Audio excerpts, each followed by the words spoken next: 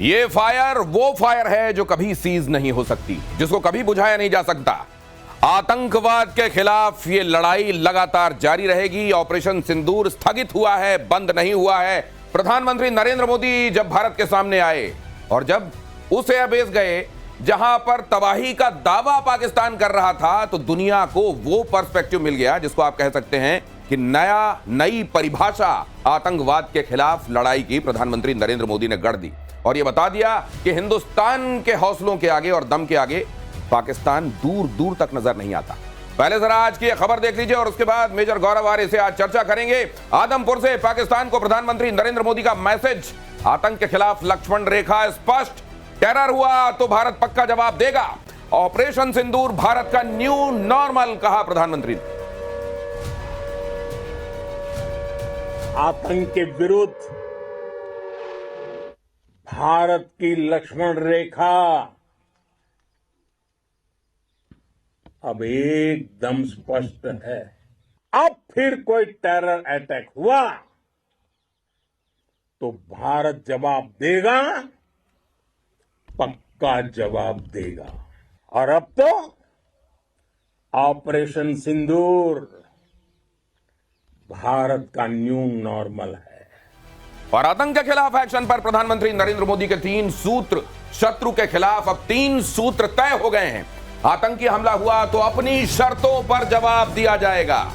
Nuclear blackmail नहीं सहेगा भारत। आतंकी आका और आतंक परस्त सरकारों में कोई भेद नहीं होगा, दोनों को एक तरीके से देखा जाएगा। मुझे याद आ रहा है मेजर गौरव आर्य से जब ये पहलगाम वाली घटना हुई थी और हम लोगों ने ये चर्चा शुरू की थी, मेजर गौरव आर्य ने एक बात स्पष्ट कही थी कि प्रधानमंत्री नरेंद्र मोदी जी को एड्रेस करते हुए उन्होंने कहा था कि नरेंद्र मोदी जी, इसी दिन के लिए सेना में हम भर्ती होते हैं, यही वो वक्त है, हमको आज्ञा दीजिए, हमको मौका दीजिए और एक बार पाकिस्तान को बताने दीजिए कि उसकी औकात क्या है और हिंदुस्तान की हैसियत क्या है। और मेजर गौरव आर्य जी, ये हुआ, आपकी तो मुराद पूरी हुई जी। मैं ये जानना चाहता हूं कि ये प्रधानमंत्री नरेंद्र मोदी, बीच में कई तरह की बातें आई, ये सीज फायर क्यों हुआ, क्या हुआ, हम तो उधर आगे जा रहे थे, फिर बीच में क्या हुआ, क्या हमको यहां सीज फायर करना चाहिए, वगैरह वगैरह वगैरह। आपके दिमाग में ये जो बातें कल प्रधानमंत्री नरेंद्र मोदी ने आज आदमपुर में जो कहीं, अंडरलाइन करने वाली बात आपको क्या लगी? देखिए, मुझे ऐसा लगता है कि जो उन्होंने बोला ना कि न्यू नॉर्मल हो गया है, और उन्होंने ये बताया कि साहब देखिए, अगर आप हमला करेंगे फिर किस प्रकार से रिटेलिएट करना है, कब करना है, ये उन्होंने क्लियर कर दिया। और ये जो एयरबेस है आदमपुर का, इधर जाने का सबसे बड़ा जो महत्वपूर्ण मैं समझता हूं कि पाकिस्तान ने प्रोपेगेंडा करा था कि ये बेस हमने पूरा बर्बाद कर दिया और S-400 हमने बर्बाद कर दिया। और प्रधानमंत्री जी की बहुत खूबसूरत एक शानदार फोटोग्राफ आई, पीछे S-400 खड़ा हुआ था और वहां पे सारे फाइटर जेट्स थे और वहां पे वो संबोधन कर रहे थे। तो मुझे ऐसा लगता है कि बहुत बढ़िया इनकी तगड़ी विजिट रही है। जहां तक आपका सवाल है कि साहब आपने उस दिन बोला था और आपकी मुराद पूरी हो गई, डेफिनेटली पाकिस्तान को जितने भी फाइटर जेट्स के हमारे हार्ड पॉइंट्स थे, जितने भी जेट्स थे और जितने भी हार्ड पॉइंट्स थे, मुझे लगता है इन्होंने जो करना था एक्सपेरिमेंट सारा का सारा पाकिस्तान पे करा है, सारा का सारा, कुछ कसर नहीं छोड़ी कि ये वाला नहीं चला तो ये वाला नहीं चला। उन्होंने बोला सब चलाओ एक बार। और एक बात और समझ लीजिए कि भारत अभी तो उतना बता भी नहीं रहा है, क्योंकि भारत को बड़का मारने की आदत नहीं है, बड़े बड़े बोल बोलने की आदत नहीं है। भारत ने जितना मारा है असल में उससे कम ही बताया है, और उसकी वजह 2 हैं। एक तो हमारा चरित्र ऐसा नहीं है कि हम इस तरह की बातों को बड़ा बढ़ चढ़ कर बताएं।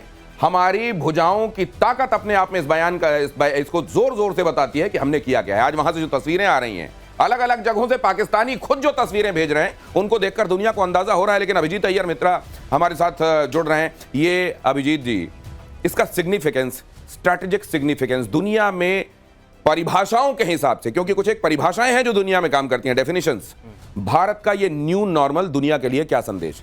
देखिए, ये संदेश बहुत साफ साफ है कि आप हम पे अंतर्राष्ट्रीय दबाव नहीं डाल सकते हैं। कल जो प्रधानमंत्री ने स्पीच दिया था वो बस पाकिस्तान के लिए नहीं था, वो सबसे ज्यादा तो ट्रंप के लिए था, क्योंकि ट्रंप ही बोल रहे थे ना कि क्या हमने जबरदस्ती डील करवाया, ट्रेड का धमकी दिया। तो प्रधानमंत्री ने क्या बोला?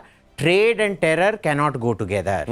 दूसरा उन्होंने क्या बोला कि आप ये न्यूक्लियर ब्लैकमेल अपने ही पॉकेट में रखो, हमारे को कोई दिखाने की जरूरत नहीं है। इस बार ठीक है, तुम्हारे को थोड़ा भीख देने के लिए कर दिया, अगली बार हम कुछ नहीं करने वाले हैं। तो जब साफ साफ पब्लिक में बोल दिया गया है ये सब, आप देख लो अगली बार तो ये धमकी चलने वाली नहीं है। तो ये बहुत एक, और आपने जो बात कही सर, उसी में जोड़ रहा हूं, एक और बात कही गई कि बात होगी। विश्व बिरादरी को यह बता देना चाहता हूं, विश्व बिरादरी के ब्रैकेट में असल में लिखा हुआ था अमेरिका। विश्व बिरादरी को यह बता देना चाहता हूं, कश्मीर में मध्यस्थता की बात कर रहे थे ना, कि बात तो होगी लेकिन पाक ऑक्यूपाइड कश्मीर पर होगी सिर्फ। आगे खबर देख लीजिए, उसके बाद आपके पास आता हूं। न्यूक्लियर ब्लैकमेल पर प्रधानमंत्री नरेंद्र मोदी का बड़ा बयान। एटमी ब्लैकमेल की धमकी हवा हो गई है धमकी, आकाश से पाताल तक एक ही आवाज, भारत माता की जय।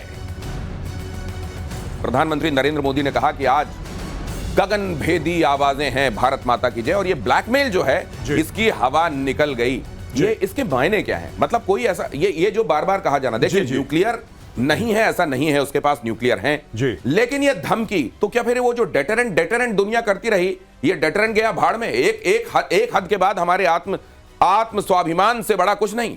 देखिए दिनेश, मैं आपको बताता हूं कि कई बार ऐसा हुआ कि पाकिस्तान ने हमारे ऊपर हमला करा, चाहे कन्वेंशनल करा चाहे आतंकी करा। कन्वेंशनल जैसे कारगिल हो गया, इन्होंने हाइट्स ऑक्यूपाई करी कारगिल में, और भारत ने फिर भी लाइन ऑफ कंट्रोल पार नहीं की, क्योंकि कहीं ना कहीं दिमाग में यह था कि भाई 1998 में इन्होंने एटमी धमाके करे हैं, it's a de facto nuclear state, हमारे ऊपर हमला कर देंगे, एस्केलेशन ऑफ कॉन्फ्लिक्ट हो जाएगा। यही 26/11 में यही हुआ, और हर समय आज तक यही होता चला आया है कि पाकिस्तान एक न्यूक्लियर अम्ब्रेला या न्यूक्लियर ओवरहैंग के तहत उसकी जो मर्जी हो वो करता है। पीके श्रीवास्तव एयर वाइस मार्शल, उनको इंतजार और आपको करना भी नहीं चाहिए सर। आज जिस तरह एयर बेस में जाकर जय जयकार हुई है, आपसे भी बात होगी, अपनी बात पूरी कीजिए जी। तो वहां पे ये सारी की सारी चीजें पाकिस्तान धमकी देता था दुनिया को, लेकिन अब भारत ने बोल दिया है कि इनकी धमकी खोखली है। अच्छा, न्यूक्लियर वेपन की ताकत क्या है?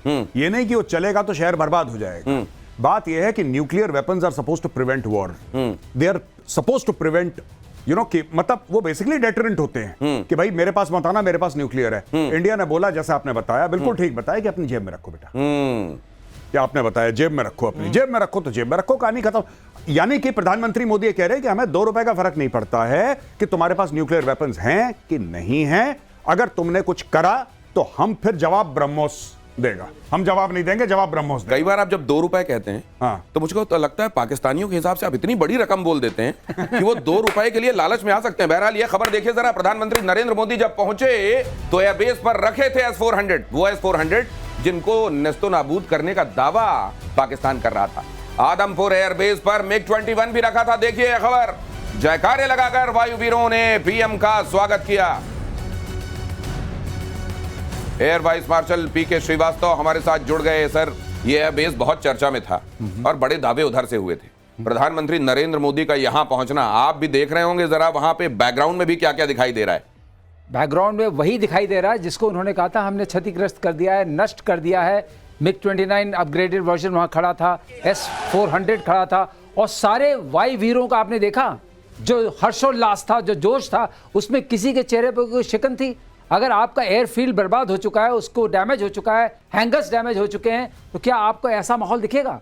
तो ये उसका एक आपका टाइटल है शो का, प्रतिशोध। ये उसका प्रतिशोध था कि ये देखो हम वहीं खड़े हैं जहां तुम कह रहे थे बर्बाद किया। अब आता हूं इनकी बातों पर। ये जो बातें करते हैं झूठ का जो वो फैलाया हुआ है, तो जिसे कहते हैं ना कि बड़ा हमारे पास पौवे पौवे नहीं है, हम यहां मार देंगे वहां मार देंगे। कहां मार देंगे आप? जिससे पहले आप मारेंगे हम पहुंच जाएंगे मारने के लिए। आप चिंता नहीं करिए, हमारे पास सटीक निशाना भी है और जहां आप हैं वो पता भी है। बाकी तो सब लोग जानते हैं, और बहुत मीडिया में ये भी चर्चा हो चुकी है और बहुत सारे एनालिस्ट कह चुके हैं कि ये भारत की जीत है और पक्की वाली जीत है। ये पक्की वाली जीत वो भी है जहां आप वो तस्वीरें देख रहे हैं ना, जहां वह पता नहीं चल रहा है कि यहाँ रेडिएशन हुआ है कि नहीं हुआ है, कोई इजिप्ट से विमान आया कि नहीं आया है, यहाँ क्या हो गया है। ये जरा ये जो चल रहा है ना, ये भी ऐसा घाव है ना, जो दिखाते बन रहा है ना, बताते बन रहा है ना, सहलाते बन रहा है। जरा देखिए, जहां पहुंचे प्रधानमंत्री नरेंद्र मोदी, वो आदमपुर एयरबेस बहुत अहम है पाकिस्तान के लिए। काल रहा है ये आदमपुर एयरबेस, 1971 में यहीं से पाकिस्तान को सबक सिखाया गया था। ये आदमपुर एयरबेस, सर आप जरा ये बताइए हमारे लिए कितना महत्व का है ये? देखिए, आदमपुर एयरबेस की जो लोकेशन है, आपको बता दें एक बार हमारी भी तैनाती वहां हो चुकी है। हम लोग तैनात थे। ये हमारा बहुत ही सेंट्रली लोकेटेड, बहुत फॉरवर्ड एयरबेस है जहां से हम कोई भी स्ट्राइक कर सकते हैं, और वह पाकिस्तान की हर वो एयरफील्ड जो मैटर करती है इसकी जद में है। तो इसलिए ये एयरबेस अगर वो नष्ट करने की कोशिश कर रहे हैं और करना चाहते थे तो मैं उनको दाद देता हूं। कोशिश तो करते, लेकिन क्या कोशिश करते?